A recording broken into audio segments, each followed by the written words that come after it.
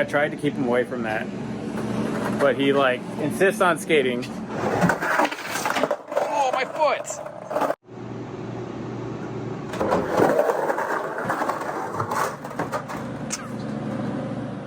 So it continues, the saga of when am I ever gonna get all these boats done. I have a pretty generous backyard. Flood in my backyard. Got problem. This one, you guys want this one done next? It's the pond prowler. It is sat outside and collected crap in it. That one was on the table. I got something else you might want to check out. I have these. This one I'm trying to get a freaking title for. Hey Brayden, if you're watching our shows anymore, I gotta talk to you, man. I lost your number. I upgraded 3 phones and I could not transfer your contact info over.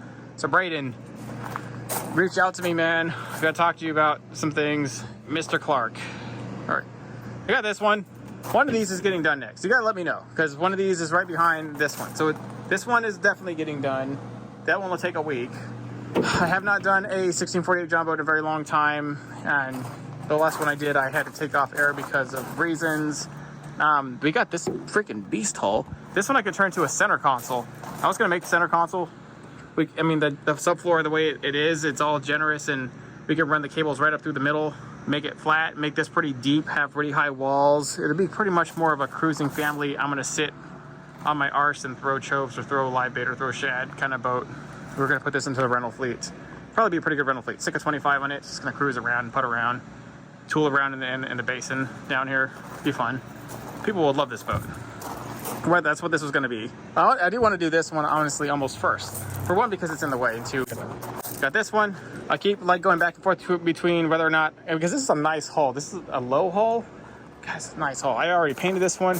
I painted the inside. I was gonna make this thing so freaking sick, and then I just stopped because other things took present in place. But this one I was gonna make an elite level, like 16 footer. Everybody, it's 16 foot, like tiny boats are spammed everywhere, but I wanted to leave my mark on the 16 foot tiny boat. Like I feel like I can make a pretty awesome one.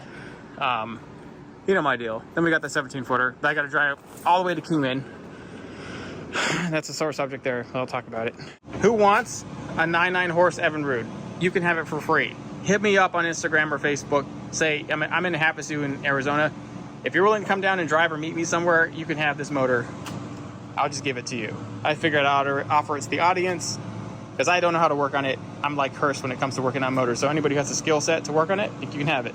For you guys, I finally got a bass boat. What kind of bass boat is it though? It's a 16.4 foot Nitro. Pretty crazy looking, I'll be honest. I don't know, clearly oxidized over here. Still pretty good looking over here. It's got some chip in the gel coat right there. But that's, I mean, I got resin that'll fill that in all day. This is, somebody redid this with bunk carpet, because bunk carpet, I don't think came on this stock. I can't imagine bunk carpet coming on this boat stock, but maybe it did. Who knows? I mean, it was made by Johnny Morris, let's be honest. You don't really know. I mean, I came back out here and I put some 303 protectant on some of the plastic stuff in hopes that it would rejuvenate some of this stuff. This pretty old and archaic trolling motor. That thing is, stuff like this isn't even done anymore. It's like a 44-pound like motor guide. This is like oldest of the old. Still probably works, but you can just tell, like, can you imagine a 44-pound trolling motor trying to pull this thing around? Like, 10-mile-an-hour wind would take you out. So we'll be upgrading this. We'll also probably be putting EVA foam on this. That's just what we're going to do. It's how we roll. You guys know how we roll. EVA foam. We could gator cam this, or we could custom route it. So I was leaning more towards the gator cam. It would just be a million times easier to gator cam hydroturf this whole thing like we did with the Starcraft. I mean, I need to know what you guys think about that. Not a whole lot of usable things we can do. It's just not like an aluminum boat. The whole thing about aluminum boats, they're super customizable. May not go as fast or handle as well in the water at all, anything close, but they are usable. Got crappy carpet under there. We'll be replacing all that. I mean, it's got, oh man, it smells in there. Is this waterproof? I mean, it's got a lip. Where's the water goes down the little port. I mean, oh, the port runs into the compartment. It doesn't even have a tube. Well, that's stupid. Like, all right, well, that's why it stinks. It just rained in a freak monsoon storm. The monsoons are supposed to be well over. Man, it smells. I'm just gonna leave this open.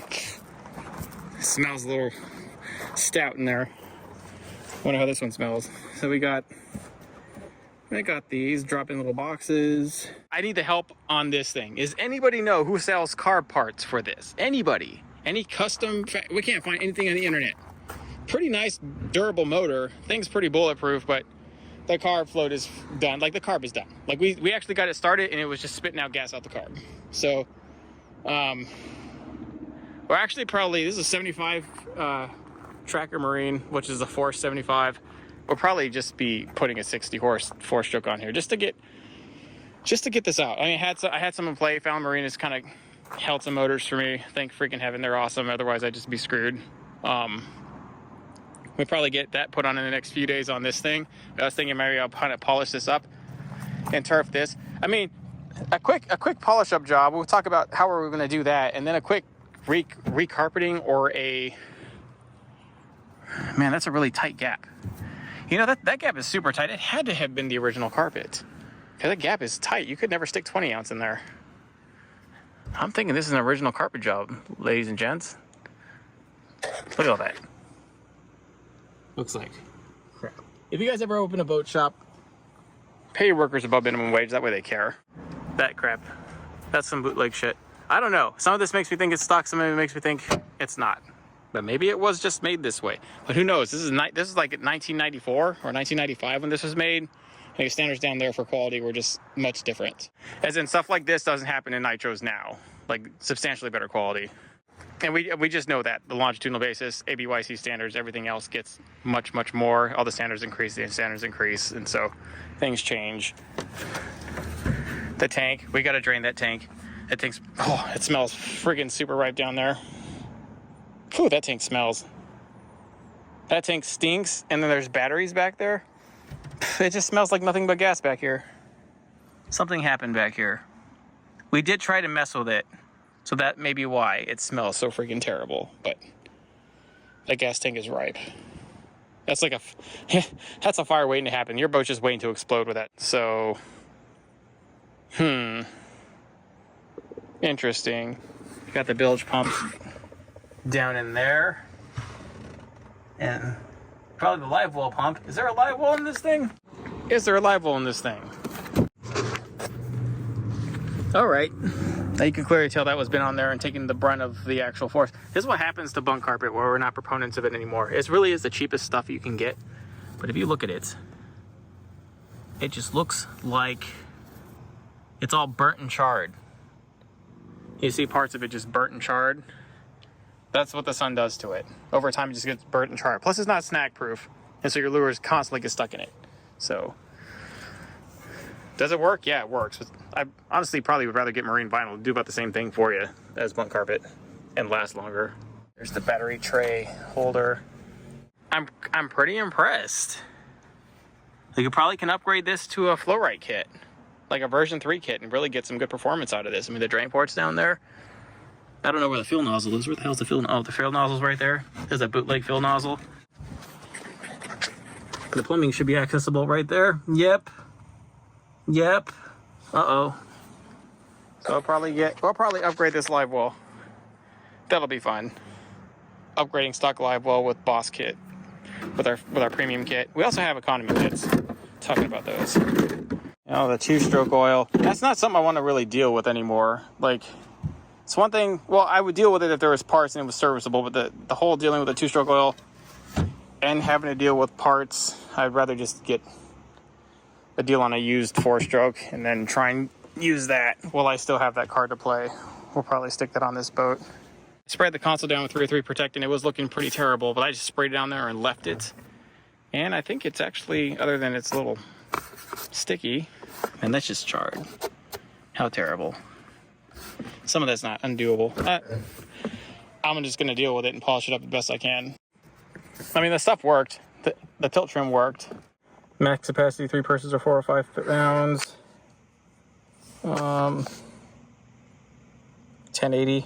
405 pounds in this boat, guys. That's the max capacity. That's crazy.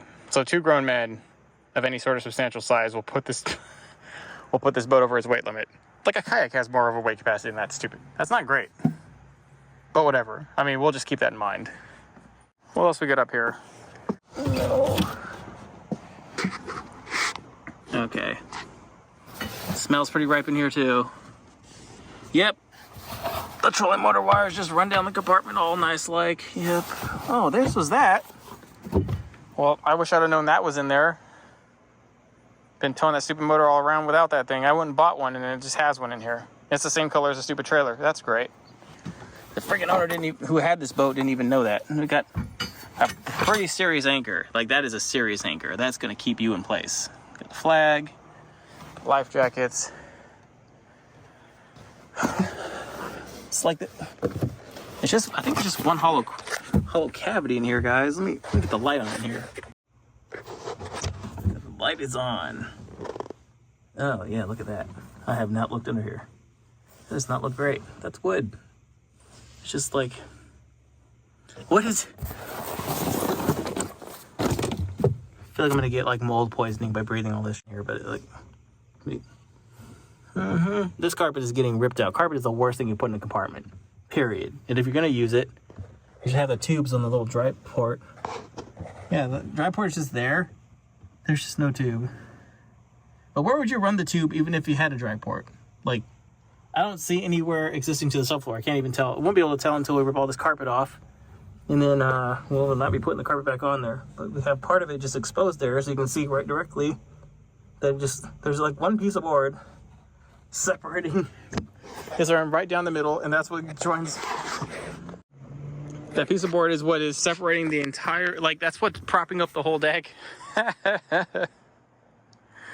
Oh, that's just awesome. This is glass. You can look right there and tell that whole thing is glass. I mean, I would like to just add some, like, a compartment here, wall these off. I mean, these can't be too terribly useful. What can you stick in here? Like a 6.6 rod? You can't even really stick anything in here. So this is pretty useful. I can't really extend it, because if you do extend it, you'll chop right into the passenger seat. And the passenger seat is quite small. So, like, what do you do, really? You can't do anything. You could extend this. You can make a little compartment right here, but I mean, why would you? We'll probably keep a lot of this stock. We could maybe modify something in there after I talked to a few friends on possibly how to do that.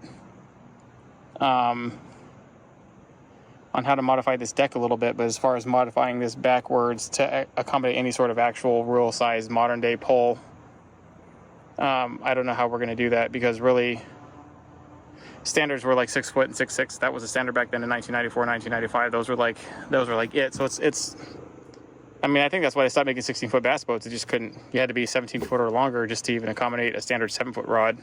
7 to 8 feet is the standard now for most applications. So I don't know. Definitely interesting. All right, so why even get a bass boat at all? Especially since I got all those boats back there and they're just barren being wait to be built. Well, for one, it was only $3,000 or 30. I paid 32 out the door for it, and I thought it ran, that we could get it running. Like, I knew it didn't run, but I didn't know that it was impossible to get a carb kit for it. You said the motor cranked, the power tilt was spot on, working. Everything was good on the motor but the carb, and he just said you just got to redo the carb, and it's a working boat. So $3,000 for a boat that'll go like 40 miles an hour down the road and store most of your stuff. I was all for it, because my boat, personally, my personal one, it's got, you know, it needs to be redone completely. Because I Frankenstein built that thing together with like 5 generations of things, and every time there was like an add-on we did cool in one boat, I wanted it in that boat. And so we've stitched it together kind of like, it really is like Frankenstein. Just if you think about like a really big, strong, awesome thing, but it's just got stitches everywhere and doesn't look quite right, you could tell like it wasn't organically made that way. And it's still got like a wood core, for crying out loud. It just got to go. But that one will take a while. Like my personal intricate boat there, that one will, I mean, this thing took a minute, so mine will take a while. So I did a boat in the meanwhile. The one rule I would tell you guys to like have, if you're going to be doing like an all-out build, it's one thing if you're going to do like a weekend warrior build or one of these budget builds that are kind of conservative and we're going to warp your mind. But if you're going to do a real all-out crazy tiny boat build, have a spare boat. Have a spare boat. These just ain't going to do it for me. Like, not on the lake. Like this 14-footer we just did, this Starcraft, it's gonna hold me over for the moment, but If that's the boat I have to use the whole time, then I'll do it. But I really, really would like that bass boat to be my like now boat, and then later on it'll be a rental boat. It's worth the getting. Like, also another reason, because it was $3,200. People were wanting $3,000, $3,500 for old bass trackers, and we've done some videos and we ripped those apart, and we know they're junk. But these people like the equity of a boat now. They can charge this an obscene amount of money for these boats, and people will pay it. And we're talking about like old vintage Mercs. So if I can't get a carp kit for these Forces, I sure as heck ain't gonna get a carp kit for those like old pancake ones, those black ones with a blue pinstripe, like super old Mercs. So we're looking at a pretty dire situation of what do we do here? We're gonna have to get that boat. We're gonna have to fix up some of those things. We're gonna have to get rid of that 44-pound motor guide. The thing's got to go. And we're going to get rid of some of the bootleg stuff. There's not a whole lot of bootleggery because there's just not a whole lot in the boat. So that's good to go. And we're just going to ranger it around. But here, hey, yeah, after X amount of tin boats built and X amount of aluminum boats owned, and even own a stupid kayak now, they finally got a bass boat, right? Better late than never. But let me know what you guys want. I know a lot of people are really wanting that palm prowler build. It really will only take a week. And I think I'll float both of them. I probably will only put one. Also, the videos, how I do videos are going to have to change, because these videos where I put all this editing and time into and all this, and kind of being kind of the filmmaking edge there. I can do those from time to time. They really burn me out. But these raw videos where I just record and talk and blog like this, these don't take terribly long to edit and smooth out. I have like computers and software and all this stuff and this crazy stuff that'll just blur it out like nothing. But in order to get more content out, because really those types of videos that are really nice and polished up, I can really only do like one a week. 2 is a lot. 2 kind of kills me. Any more than 2, because I cranked out like 2, 3, 4 vids, 5 vids in the past week, and that is like warped my mind. My brain feels like I get hit with a stick in the head, and then like I woke up later, and then you know how you feel when you got knocked out? I don't know if you've ever been knocked out before. If you remember how that feels, or if you got hit in the head hard, and then it just hurts. Like, that's how my head feels after like 5 videos. Like somebody just tuned me up pretty good. So, but these video vlogs that sometimes I just do randomly, because I don't have my crap together and I need to crank out a vid that week, or I lose the algorithmic push, then these are pretty easy to make. So I'll probably just do more of these, and you guys will have the quality videos, especially the quality ones when we're overlapping instructional stuff with the time lapse. Yeah, those are just going to take time. Enough rambling about that, but I just want to let you know, more raw videos, and I hope they do well. Please, let's hope they do well. We are also going to Georgia in 2 weeks, or less than 2 weeks. Soon, we're going to go to Georgia, like at the end of the month. We're going to go there. We got some stuff to do. We're going to handle some business. Show you more on the pontoon build, which if you have not registered for that thing, then you are missing out on potentially getting a free boat with a really expensive electric setup and all expensive LEDs, turf job. It's freaking dope. Like, if I didn't have that boat, like, I'm excluded from entering the giveaway, which I think is bullshit because I built it, but they said I couldn't enter for it. But if I could, I would. So you should enter in it. The link is in the description below. All right, guys. I'll see you in the next one.